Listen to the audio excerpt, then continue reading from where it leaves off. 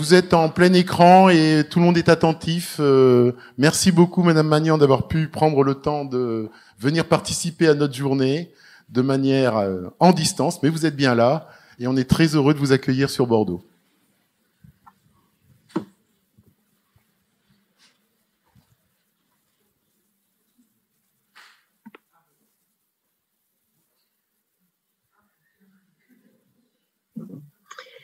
Merci beaucoup. J'espère que le son ne va pas être trop compliqué. Je vais parler un peu lentement pour être sûre d'être audible. Je vous remercie évidemment de votre intervention à participer à cette journée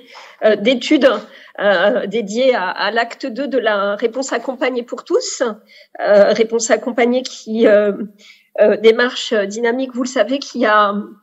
fortement mobilisé la CNSA depuis son lancement, à la fois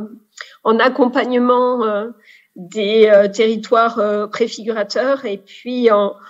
accompagnement de la démarche dans sa généralisation, démarche qui a porté d'ores et déjà, et je pense que le temps qui a précédé mon intervention a permis de le dire encore, qui a porté de nombreux fruits et qui, même si voilà, elle continue d'appeler des améliorations continues, démarche qui a permis un avant et un après, me semble-t-il, en termes de mobilisation collective autour des personnes sur cet objectif que nous avait assigné Denis Piveteau de zéro sans solution et de travail sur la fin des ruptures de parcours. Alors, en disant cela, bien sûr, je mesure à quel point, pour autant, la mobilisation doit rester forte pour que ce zéro sans solution, ces parcours sans rupture, soient une réalité pour l'ensemble des personnes. Et je pense que le compte n'y est pas encore. Mais je voulais néanmoins redire, vu de la fenêtre de la Caisse nationale de solidarité pour l'autonomie que j'ai l'honneur de diriger, à quel point, malgré tout, il me semble que cette réponse a permis de constituer, je le redis, une rupture pour instituer une communauté de solidarité et de responsabilité autour des personnes. Et je crois que c'était ça qui était fondamental dans la démarche. Faire en sorte que les personnes ne soient plus ballottées d'une institution à l'autre dans notre système de co-responsabilité, où il est parfois difficile aux personnes de se repérer, mais il est aussi exigeant pour les acteurs qui font vivre ce système de coopérer. Je pense que ce que la RAPT a rendu, a ancré et nous permet ce sur quoi elle nous permet d'avancer, c'est que nous sommes désormais clairement membres de cette chaîne de co-responsabilité autour des personnes. Ce que je voulais vous dire, donc en saluant voilà cette collectivité d'intérêt qui se manifeste aussi dans votre participation nombreuse à cette journée d'études aujourd'hui, ce que je voulais dire, c'est que évidemment que des progrès restaient à faire en termes d'aller vers, de prévention des ruptures. Je le dis souvent, y compris aux collaborateurs de la Caisse, quand on réfléchit à l'impact que nous pouvons avoir, nous qui avons cette responsabilité si grande depuis le 1er janvier 2021 d'être devenus gestionnaires de cette nouvelle Caisse nationale de sécurité sociale dédiée au soutien à l'autonomie des personnes âgées et handicapées, nous qui disposons de leviers financiers si importants avec un budget de 34 milliards d'euros pour l'année 22, et nous qui sommes le financeur majoritaire de l'effort de la nation en matière de soutien aux personnes âgées et handicapées devant l'État, devant les collectivités territoriales. Donc nous qui avons ces responsabilités si grandes en la matière, nous savons que il faut continuer à nous mobiliser. Et ce que je voulais partager avec vous, c'est que nous allons continuer de le faire à vos côtés, et nous allons notamment pouvoir le faire parce que la Caisse nationale de solidarité pour l'autonomie, je le redis, qui se transforme pour assumer ses nouvelles responsabilités de Caisse nationale de sécurité sociale, va inscrire beaucoup d'actions qui concourent à nourrir cet acte 2, voire cet acte 3 de la réponse accompagnée pour tous dans l'ensemble de sa feuille de route pluriannuelle 2022-2026, telle que formalisée tout récemment au travers de sa convention d'objectifs et de gestion. Alors, la convention d'objectifs et de gestion d'une Caisse nationale de sécurité sociale, qu'est-ce que c'est? C'est vraiment une feuille de route contractualisée avec l'État sur généralement une durée de 5 ans. Ce sera le cas pour la première coche de la caisse de la CNSA, devenue caisse gestionnaire de la branche autonomie, donc une feuille de route pour la période 2022-2026, qui est assortie de moyens humains pour la caisse. Nous sommes une petite structure, j'ai souvent l'habitude de le dire, surtout en comparaison des autres grandes caisses nationales que peuvent être l'assurance maladie ou la CNAF, donc qui gère la branche famille. On a des effectifs qui sont sans commune mesure, avec jusqu'à la période très récente de l'ordre de 125 agents à la caisse. La nouvelle coge de la branche qui vient d'être signée par les 4 ministres qui ont autorité sur la CNSA, le ministre de la Solidarité et de la Santé, le ministre des Comptes publics, la ministre déléguée à l'autonomie des personnes âgées, puis la secrétaire d'État chargée des personnes handicapées. Donc cette coge qui à la fois vient d'être signée par ces 4 ministres a été approuvée à l'unanimité par le Conseil de la Caisse le 14 mars dernier, donc c'est tout récent. Elle s'accompagne, je le redis, de moyens humains, puisque nos effectifs vont pouvoir progresser de presque 80% par rapport à la coche précédente. En fin de coche, nous serons 210 agents, 213 exactement à la CNSA. Et c'est un saut évidemment majeur. Et puis, elle permet aussi de cranter nos moyens financiers, pas tous, parce que certains sont votés par la représentation nationale au moment de la loi de financement de la sécurité sociale, mais une partie de ces moyens, 3 de nos 3 budgets de gestion administrative, d'intervention et de soutien à l'investissement, voient leur trajectoire financière pluriannuelle définie dans le cadre de cette négociation. Ce qui nous permet, j'allais dire, d'avoir une feuille de route dont nous savons que nous pourrons la mettre en œuvre puisque nous aurons les effectifs et les financements pour avancer. Et donc, dans je voulais partager avec vous, en écho aux fondamentaux de la réponse accompagnée pour tous, que sont la mobilisation autour des personnes, la transformation de l'offre pour répondre à des besoins qui évoluent et le fait de conforter l'autodétermination et la pleine participation des personnes en sorte que les réponses qui puissent être trouvées soient réellement des réponses aux besoins des personnes. Ces fondamentaux-là irriguent complètement la nouvelle feuille de route de la CNSA, donc telle qu'elle vient d'être approuvée.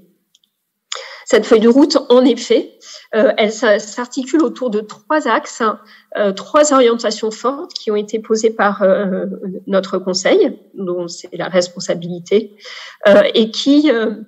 a tenu à s'assurer que dans le cadre de sa transformation et à la faveur de cette projection pluriannuelle, la CNSA puisse être en soutien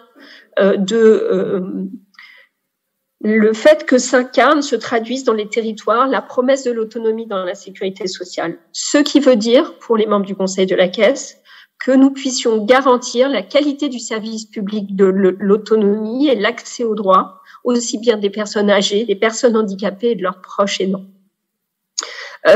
Et dans le cadre de notre feuille de route pluriannuelle, de notre COGE, ce soutien à la qualité de service, ça veut dire contribuer à l'émergence d'un service de l'autonomie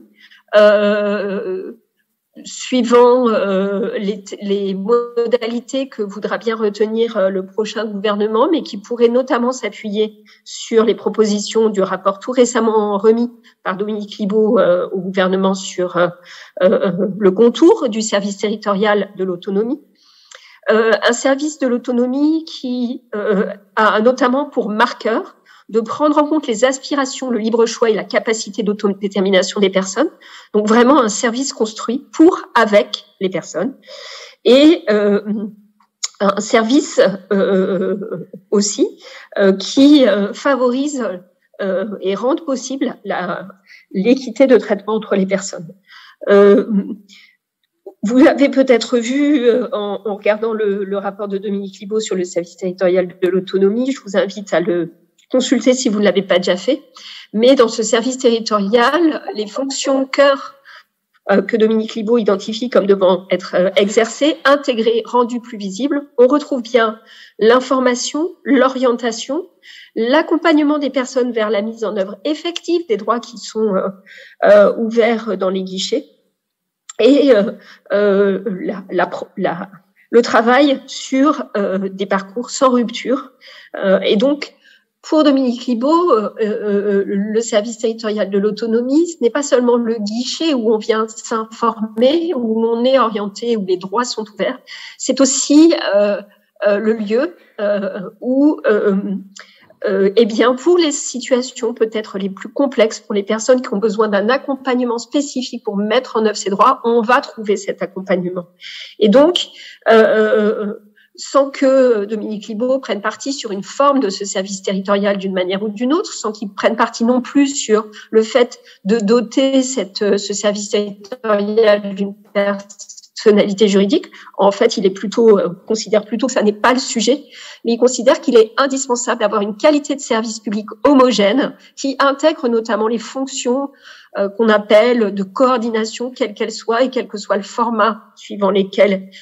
ces fonctions de coordination soient assurées, qu'elles le soient par les dispositifs d'appui à la coordination qui ont fortement émergé, qui se sont installés sur la période récente, plutôt dans le champ de l'âge, ou l'arrivée nouvelle dans le paysage des communautés 360 que la COJ investit la CNSA du soin de soutenir et de contribuer à la généralisation. Donc, la première chose que je voulais vous dire, c'est que dans la durée, la CNSA et les acteurs de la réponse accompagnée, en tant qu'ils sont les acteurs qui garantissent une effectivité d'un service public qui permette des parcours sans rupture, eh bien, ce soutien, cette intervention de la CNSA en soutien aux acteurs de proximité s'inscrit pleinement dans le premier axe de notre convention d'objectifs et de gestion et va nous mobiliser dans la durée pour trouver les voies et moyens de vous aider, vous acteurs territoriaux qui faites vivre cette réponse, qui faites vivre cette effectivité des droits, par une animation, la promotion de cadres d'intervention homogènes, le travail, le cas échéant, sur les systèmes d'information ou les outils qui pourront faciliter la communication entre l'ensemble des partenaires, puisque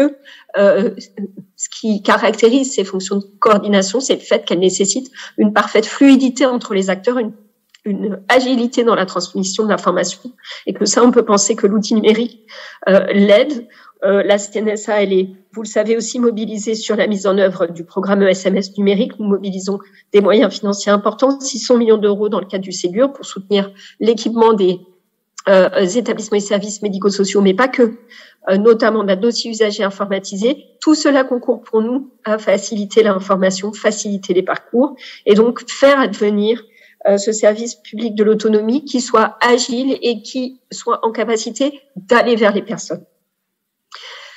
La deuxième orientation de la convention d'objectifs et de gestion de la CNSA, qui est complètement en écho à la démarche réponse accompagnée et qui va nous permettre de continuer de soutenir ces développements,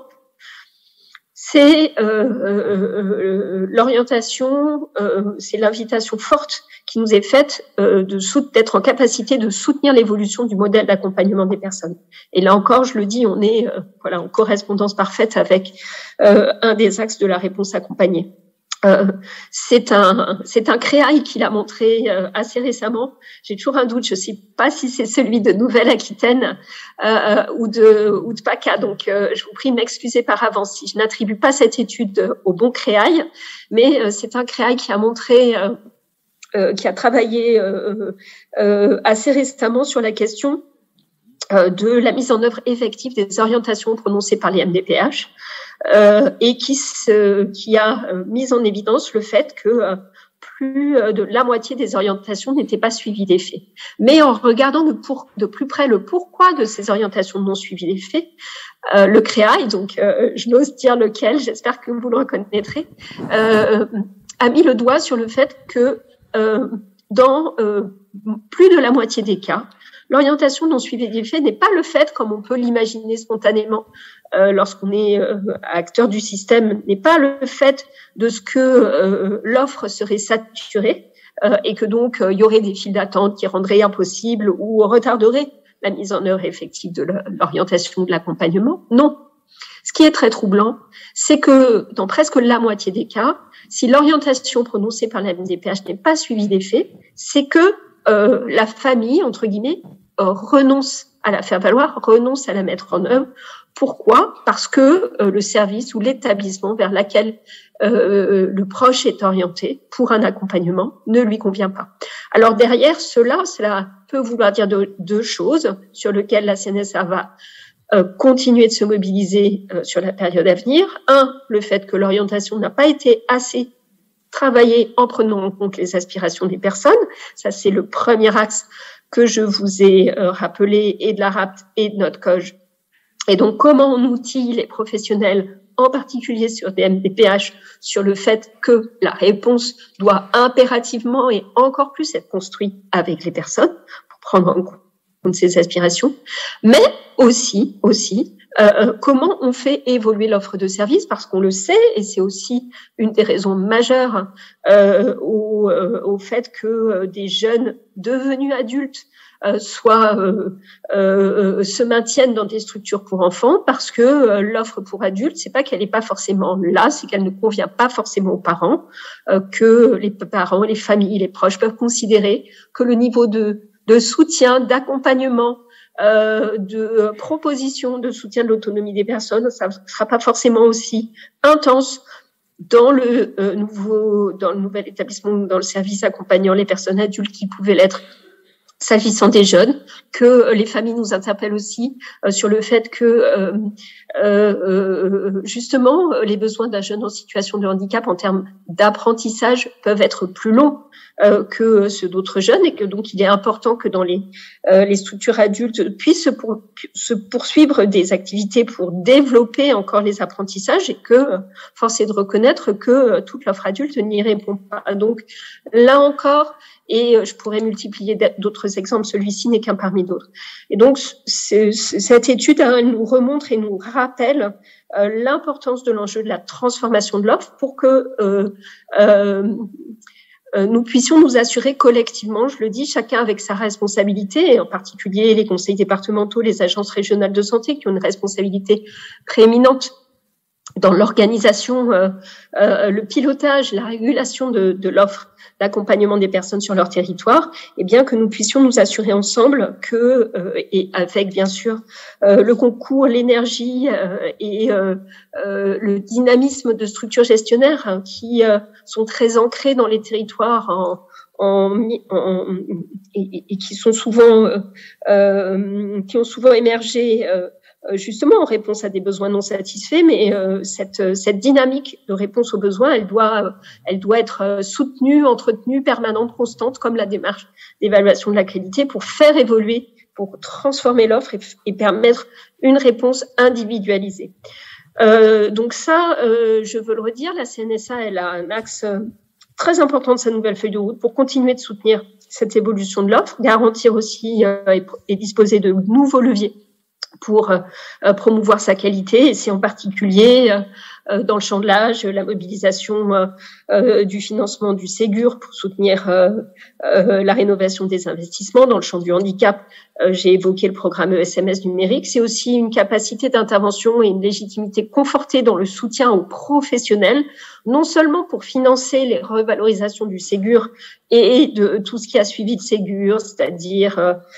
les accords de la Forcade et tout récemment les annonces du Premier ministre à l'occasion de la conférence des métiers. Donc, c'est bien sûr porter dans le financement de la branche les crédits qui vont permettre de rendre effectives ces revalorisations, mais c'est aussi travailler sur l'attractivité des métiers, comme nous le faisons avec la promotion de plateformes sur les métiers de l'autonomie. C'est être en capacité de repérer, de soutenir, de valoriser, de permettre le passage à l'échelle sur des organisations innovantes, soutenir les acteurs qui travaillent sur la qualité de vie au travail. Voilà, développer une pluralité d'actions dont la mobilisation au même moment est indispensable pour soutenir, donc je le redis, l'attractivité des métiers et soutenir reconnaître, valoriser, soutenir les professionnels du secteur qui sont tellement indispensables à la qualité et à l'effectivité de la réponse.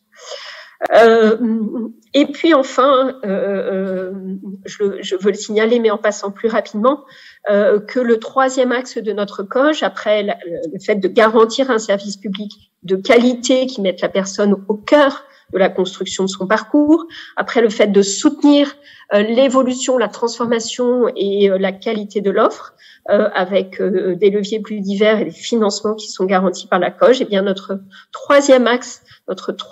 important de la feuille de route, c'est d'assurer le pilotage de cette nouvelle branche et en particulier de pouvoir disposer de nouveaux leviers pour à la fois mieux travailler avec les acteurs dans les territoires, et donc c'est un accent renforcé sur les partenariats et le conventionnement que nous passons avec les conseils départementaux et les MDPH, qui est déterminant en fait pour garantir le plus possible un bon alignement des acteurs qui sont en co-responsabilité sur ces politiques, et puis le fait aussi de nous appuyer de manière encore plus forte sur les systèmes d'information pour outiller les professionnels, garantir l'équité de traitement des demandes aussi, en équipant les professionnels aussi bien du champ de l'âge que du handicap avec des outils métiers qui permettent en particulier d'harmoniser les évaluations. Voilà rapidement ce que je voulais partager avec vous dans un message qui est un peu institutionnel, et pardon parce que j'ai pas complètement suivi les travaux qui ont précédé, donc je ne sais pas dans quelle mesure mon propos rejoint des préoccupations qui ont pu se faire jour dans les précédentes tables rondes. Je sais que vous avez évoqué le déploiement des nouveaux outils en soutien de la démarche, et notamment celui de Via Trajectoire. Donc, je veux souligner que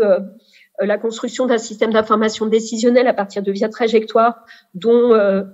qui permettent de manière beaucoup plus facile aux MDPH, aux conseils départementaux, aux ARS, aux organismes gestionnaires eux-mêmes, de regarder comment se mettent en œuvre les orientations. Ça, c'est un investissement de la CNSA de la période récente et qui va se poursuivre. Quand je disais qu'on travaillait vraiment fortement la question des SI, Via Trajectoire, c'est typiquement un outil que nous soutenons et sur lequel nous voulons encore continuer de travailler. Et puis, il y a beaucoup à faire pour notamment fiabiliser les données Via Trajectoire. Vous avez évoqué aussi le déploiement des communautés 360, je l'ai fait de même. S'agissant du soutien par les pairs, vous avez évoqué le projet EPOP dont la CNSA est partenaire, et aussi le développement des assistants de parcours de vie qui est assez intimement lié à la facilitation des parcours et à l'essor des communautés 360. Donc, je suis pas revenue sur ces sujets, sur ces différents sujets que vous avez pu aborder dans vos interventions, mais je voulais vraiment, par cette intervention dans votre séance et en vous remerciant de votre écoute, je voulais vraiment vous dire que la CNSA reste pleinement mobilisée autour de la démarche de la réponse accompagnée, qui n'est plus qui rentre vraiment dans qui n'est plus un projet. La réponse accompagnée est généralisée dans les territoires depuis un peu de temps déjà. Mais si le sigle n'est plus forcément le sigle autour duquel les uns et les autres se mobilisent, en tout cas, les intuitions qui ont été au cœur de la démarche et le changement que cette démarche a visé à impulser dans nos pratiques professionnelles, dans nos postures, et je le redis, dans cette co-responsabilité autour des personnes. Tous ces principes-là, bien sûr, ils sont au cœur de notre feuille de route parce que la démarche, l'objet reste d'une actualité brûlante et nous, bien sûr, nous continuons d'être mobilisés à vos côtés pour faire vivre l'esprit de la réponse accompagnée et garantir le fait qu'il irrigue l'ensemble de nos travaux de la période à venir. Merci beaucoup de votre attention.